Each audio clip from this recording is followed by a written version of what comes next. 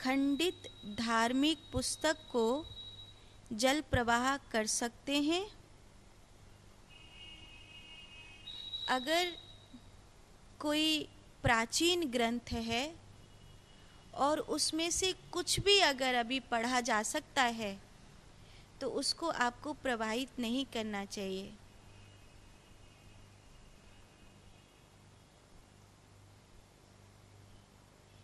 मैंने मेरे गुरुजी को देखा है,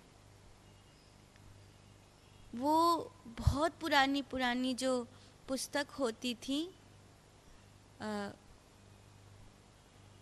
उनको कपड़े से, जो जैसे हम अब छोटे बच्चे पिन्नी का कवर चढ़ाते ना, ऐसे कपड़े की जिल्द चढ़ाकर और सिलकर उसको रखा करते थे।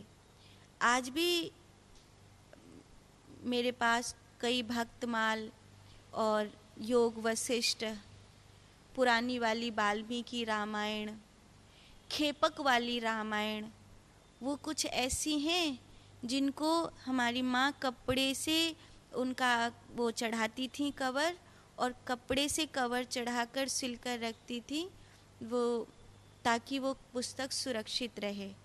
पर अगर आप कह रही हैं आपके पास खंडित धार्मिक पुस्तक हैं, तो जैसे कई बार कुछ लोगों के पुस्तक रखने वाले स्थान पर चूहों का आतंक हो जाए या किसी कारण से जल जाए या कुछ भी ऐसा हो जाए तो वो खंडित मान्य होती है। पर अगर उसका कोई भी हिस्सा, अगर वो पुरानी पुस्तक है, आध्यात्मिक पुस्तक है, और कोई भी हिस्सा उसका पढ़ने जैसा है, तो पहले आपको उसको स्वयं पढ़ना चाहिए। कोई अगर दूसरा उसको पढ़ने के लिए सज्ज है तो उसे देना चाहिए, और धरोहर है तो बचा कर रखना चाहिए। और अगर बिल्कुल ऐसा लगता है कि नहीं, ना मैं पढ़ सकती हूँ, ना मेरे कोई पढ़ सकता है, ना मुझे ऐसा कोई दिखता है जिसे मैं दूँ, और नहीं मुझे कुछ भी समझ में आ रहा है, तो किसी लाइब्रेरी वगैरह में दे सकती हैं। आध्यात्मिक लाइब्रेरी जिनमें बहुत सारे पाठक हैं जो जाते हैं।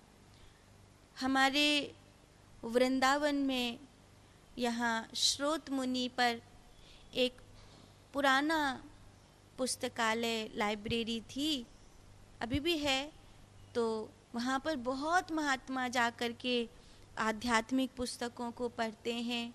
मोहर लग के वहाँ से किताब मिलती भी थी, हम लोग ले आते थे और उस ग्रंथ को पढ़ने के बाद वापस वहाँ पर जमा कर देते थे। तो ऐसी कोई स्थान हो तो वहाँ पर दे सकते हैं जिनसे उन पुस्तकों को पढ़ने का किसी को लाभ मिल सके।